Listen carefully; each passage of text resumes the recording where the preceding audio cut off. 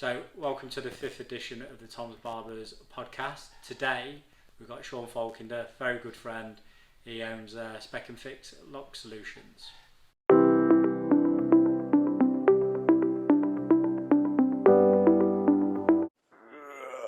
Fucking hell, I brushed my teeth if I knew there was a camera going. How did you not know there was a camera going on? Well, it's a podcast, mate. Podcast is normally audio. So, welcome to today's episode. We've got Sean. Would you like to introduce yourself? Yep, my name's Sean Falkinder. I'm the owner of Spec Fix Locking Solutions, specialising in locksmith for domestic, residential, commercial and vehicles. So, how did you get into being a locksmith?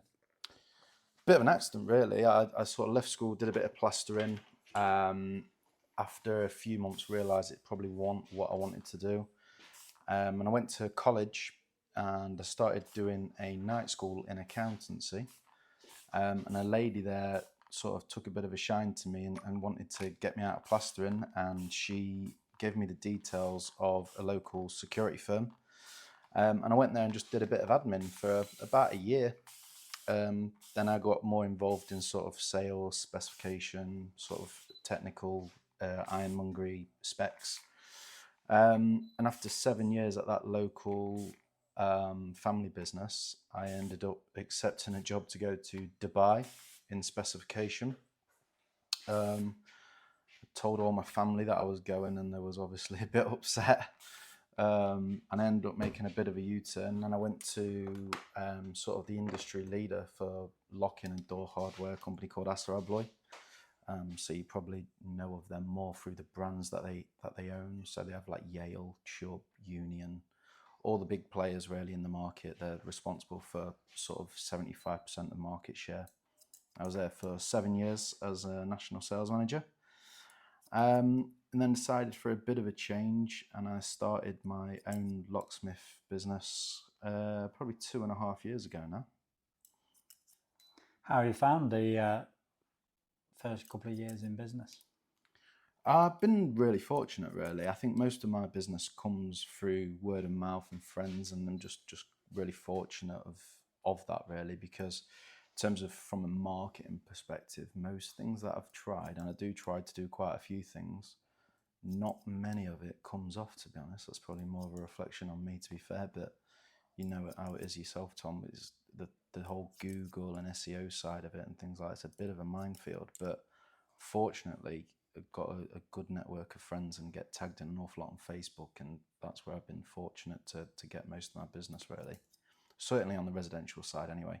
Got a couple of national commercial contracts, which I'm lucky to have as well. They've come off recommendations and people that I knew prior to starting up on my own business. So it's almost come as a bit of a recommendation on what I've previously done for them. So, obviously setting up from scratch, have you got any advice to anybody who's considering it or just starting out? What have you got? Three tips you could offer? Yeah, I think you've got to be brave. You have got to be brave. I left a job where I got an amazing salary and I had huge comfort there, really.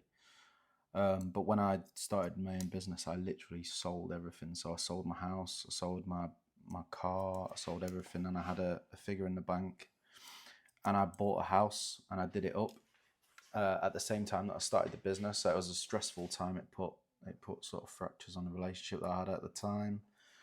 But you just got to be brave and you got to sort of trust the process. So sort of, if you don't put everything into it, it ain't going to work out. So you got to be comfortable in yourself. You've got to be a hunter rather than a farmer. Really, you got to go after everything yourself and try and not. It sounds cliche, but don't boil the ocean. Don't do everything yourself if you can help it. There's been times where I've tried to do everything and you end up burning out. So that would be my first choice. You've got to be brave, but you've also got to know when to not do everything yourself. I think you need to be in a position where you can financially do it as well. There's no point in starting a business with zero startup funds, because I think it was probably 9 months before I even took a wage, and when I did take a wage, it was very, very little. Very little. There's obviously taxable benefits to taking a little salary, and then once you get profitable, you can take dividends. But I think unless you've got a good chunk of money, especially in my game, because it might be a little bit different in yours. I guess obviously you've got a premises, but your startup cost of like your scissors and used materials like that is not as much. Whereas we've got key cut machines at like 15 grand and stuff. So you've got to be able to back yourself and fund yourself for a good few years before you can even think about earning any money. Do you find, like I find that the fun part, like,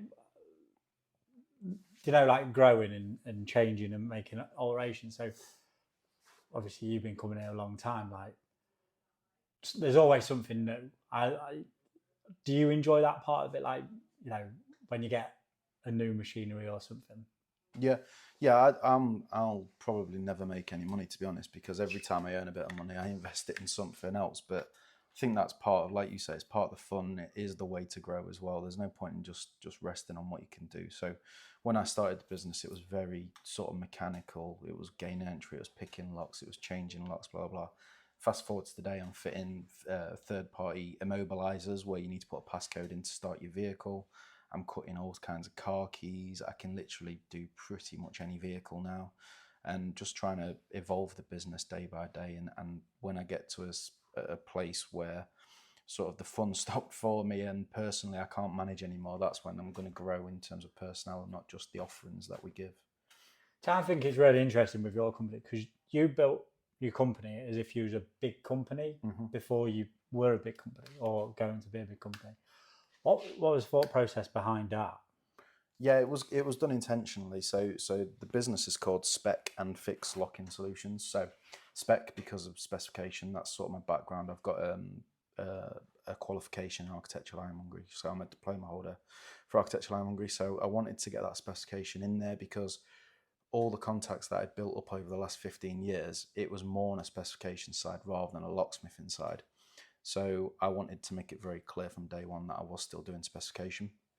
And then on the fix side is obviously the locksmith side, so Spec Fix Locking Solutions. And then if you look into it a little bit closer, S&F, it is my initials. So that was that.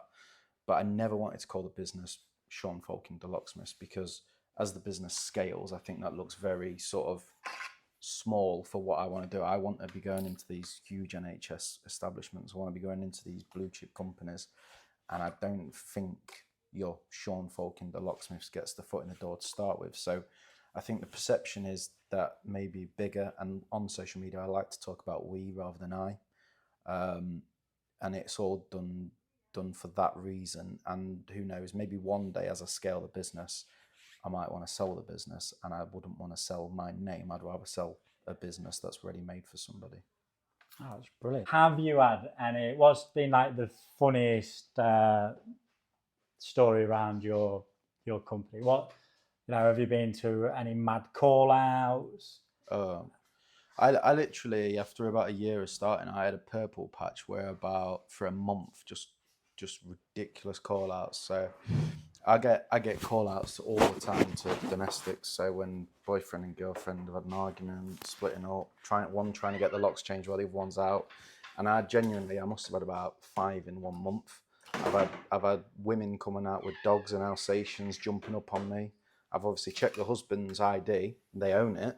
They've not told me that there's a domestic going on. All of a sudden the dog's coming out with the wife and they're jumping up at me. But yeah, I did a gain entry. So when I say gain entry, it's like picking the lock and changing the lock because someone lost the keys.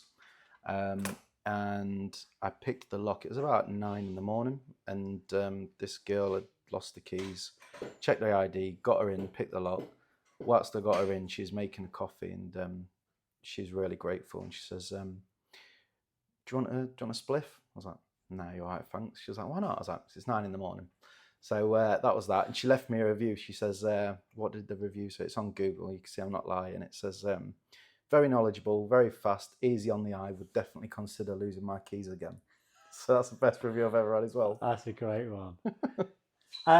So have you noticed, like, obviously 2 years into business, have you noticed, like, are people getting more security conscious, or is it they contact you in emergency, or are people being more proactive? No, definitely very proactive. I try and bang the drum on social media all the time because our trade seems to get called upon once there's an emergency, once they've been broken into, rather than stopping it happening in the first place. But not just in a security point of view. Like I see it all the time. So I say, what do I charge? I charge £96, including VAT, to adjust the door, to basically to get it fully aligned. It's not as easy as just changing the hinges. It takes me about 45 minutes for a door. But once you do that, what you're doing is you're preserving the mechanism. And once you preserve that, then you're good to go. And that will cost you £96. If you don't get your door aligned, the mechanism is going to break. And if that breaks out of hours, you can get charged anything £300-400. But the amount of people that leave it and leave it and leave it, and I'm forever replacing mechanisms and giving them a free door alignment rather than just aligning the door now. And I bang the drum on social media, but it don't always get taken up on now. So what advice, so obviously making sure your doors aligned, what other tips would you recommend to all homeowners? That is one, honestly, that is one of the main ones. So one of the main jobs that we do is replace mechanisms. People think as a locksmith, you're just out there picking locks and breaking into banks. It's not the case.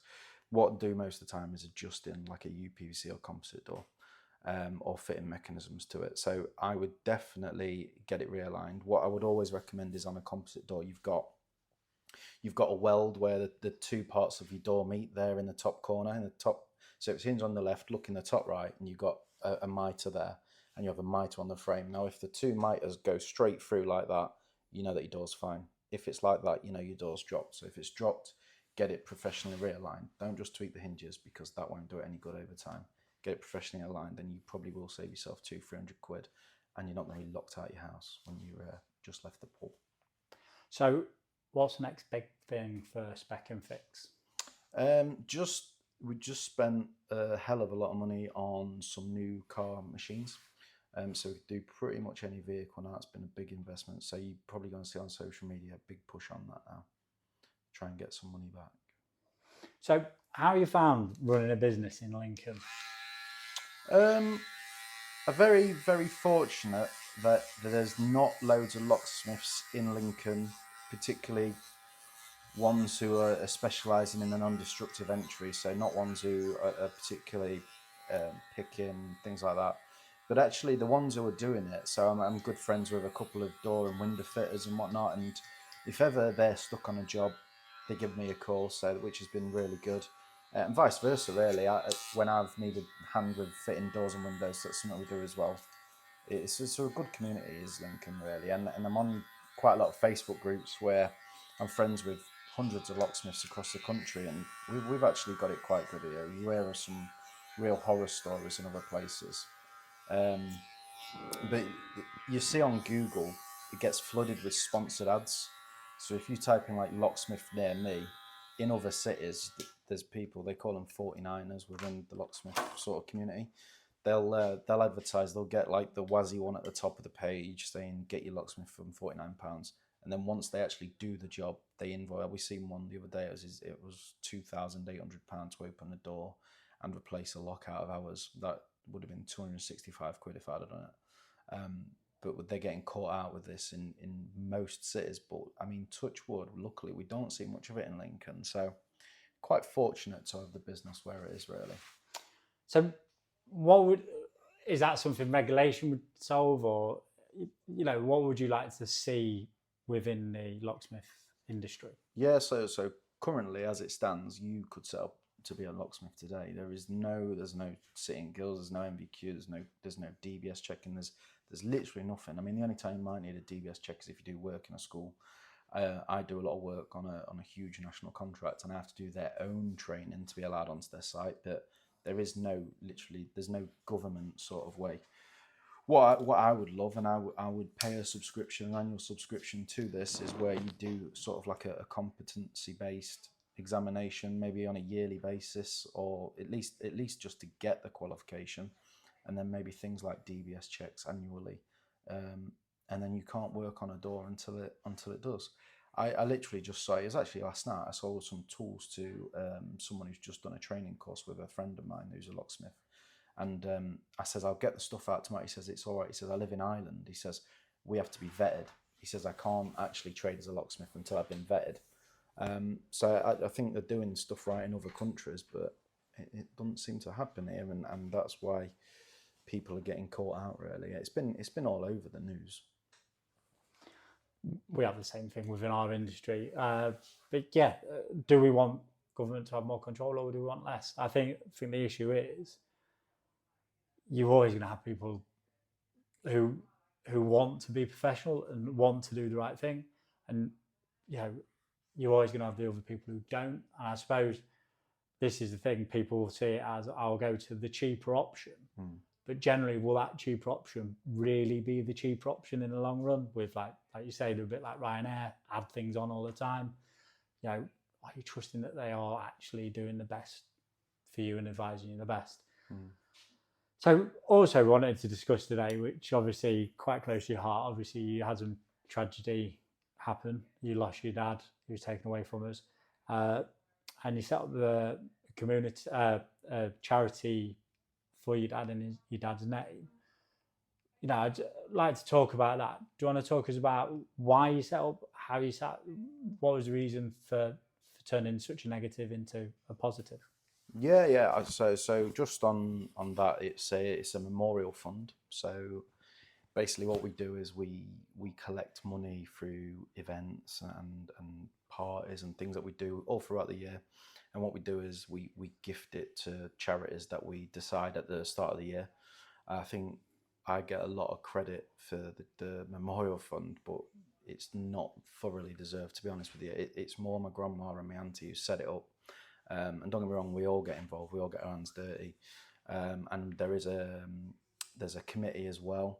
But where I've kind of come into it is the two sort of big events. They're the ones which I've organised and hosted. So, but yeah, what we do is we collect money and we gift it to worthy causes at the end of the year or when they kind of need the money.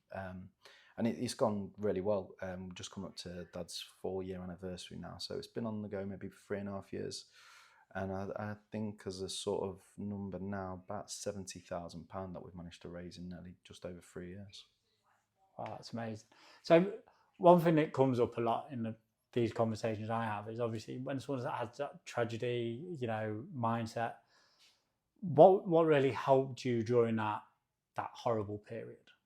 Yeah, I think for what helped me was I've got a huge friend network, and so I had a lot of support with friends. It usually involved beer, but that was fine by me. That's what got me through. I think for my family, I think setting up the memorial fund was a massive help to them. It keeps them all busy. Even now, it is like a full-time job, I must admit. There's a lot more that goes on in the background than what people might realise. But I think that's for the better, that's for the good, especially for my grandma and auntie. It really does keep them going and keeps them busy. I've luckily been to quite a few events, and yeah, you can really see your mum, your auntie and your dad's mum beaming smiles on their face. Yeah. And it's nice to see that. So what's coming up for the fund? So we've got a couple of functions, couple of bands and whatnot. One thing that's coming up in August at the Horse and Groom. Horse and Groom is a local pub to us where my dad actually used to drink. And they've been brilliant since they was brilliant when he was alive, but they've been brilliant since he's not been here. And they put on an annual bash for us where they'll get local artists in. So this year it's a sausage and cider festival, and there's 3 bands playing, I believe. So it's just a great day. There'll be all sorts on. There'll be face painting for kids because it's children friendly. You can bring your dogs. It's got a great beer garden. So that's probably one of the main things we've got coming up. This year, which you played in, Tom, saved a couple of penalties. Thank you. We had a football match. We played against Quinn the West, where Dad used to drink, and one of our best friends owns that. But yeah, they won Division 3, so they were a good side, and we put a side together in 2-3 weeks. We had 2 training sessions, and we managed to draw 4-4 and won on penalties. So that was an amazing day. And 4th goal actually come in the 90th minute, and one of Dad's eldest mates, Alan Morton, come off the bench to score in the last minute. So it was a was a bit royal the Rovers. It was a very surreal day, but most importantly, the charity raised £6,000, which will go into the pot ready for the end of the year when we distribute that. Which is really amazing, because I've seen another charity match the other week that did really, really well. They raised 1,500, but 6,000 for a charity match that was thought and done in 3 weeks was phenomenal. It was unbelievable, to be fair. I mean, we was sat in my grandma's living room, myself, my auntie, my mate Sharpie, and my grandma, and my auntie just said, wouldn't it be great if we could get a football team on the go? And I says, well, just leave it with me. And then a month later was kicking off, and unbeknown to everyone else what we had raised, because I gave all of our team, I was managing it because I've got dodgy knees, but I gave a sponsorship form to all of our players and to their team, and to be fair to their team, they weighed in with about 600 quid as well. But our team, it was just phenomenal. I mean, Nick Moon, who Dad was best man for, alone, he raised 875 quid, which was just incredible. And then if you throw into the mix, went to a couple of businesses, my business, obviously yourself, Toms Barbers, Glow Group, Plumbers, Jack McGovern, who played for us, and Chris Burrs and Oakley Electrical.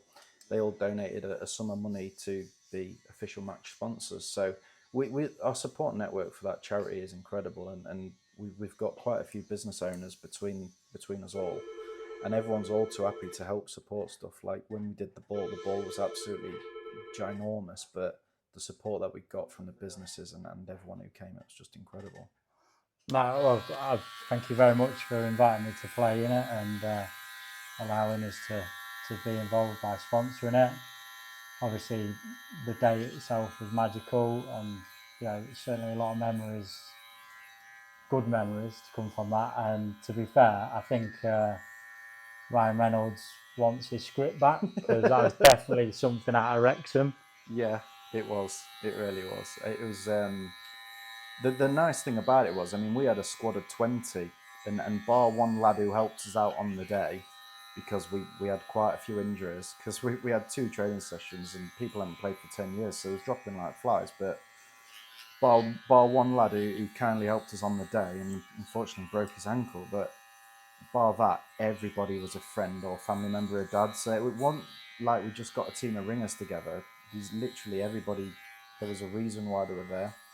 So to have a fairy tale ending like that with against the good side as well, with all Dad's friends and family, it was quite incredible, really.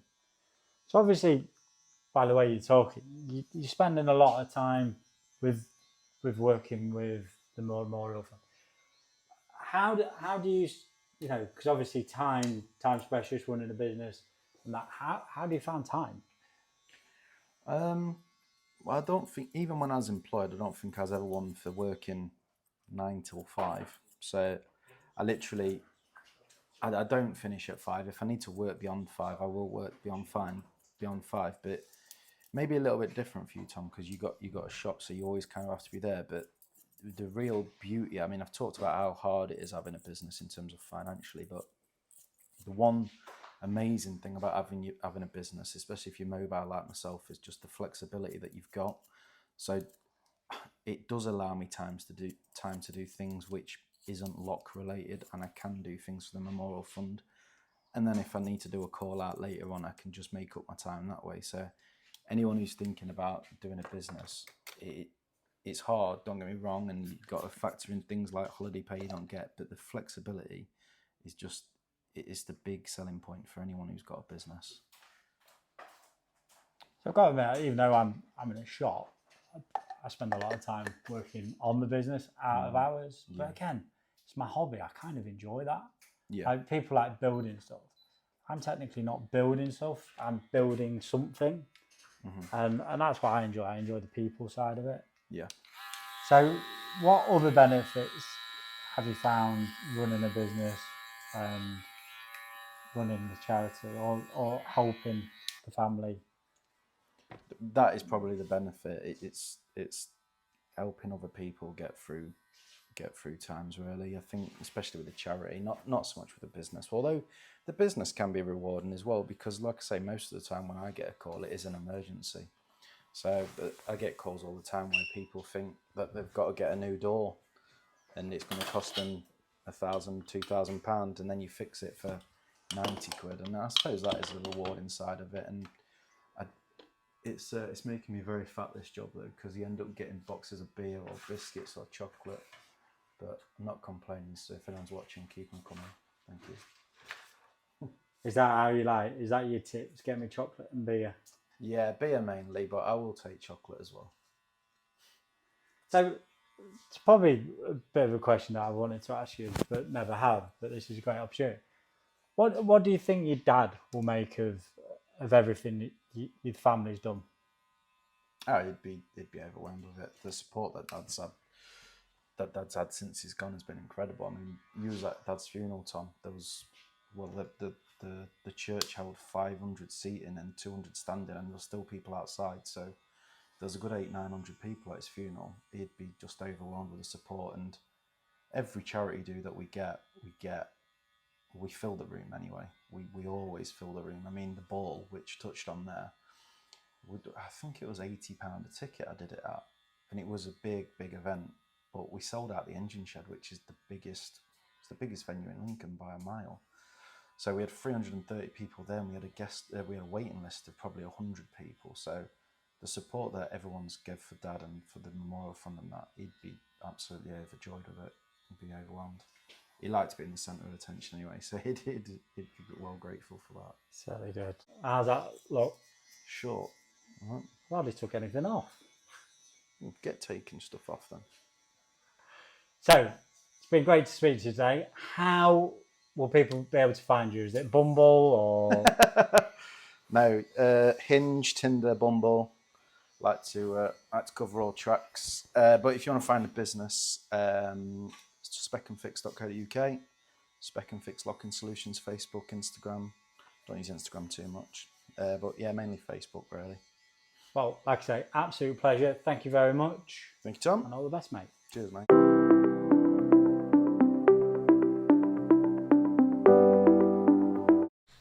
So, always great to catch up with a friend. Absolutely fantastic. He's smashing the lock industry. It was great to hear about the charity work he does in his dad's memory. Obviously, absolute pleasure to have you today, Sean. And obviously, please reach out to him for any of his solutions and look out for any of their future charity events. See you again.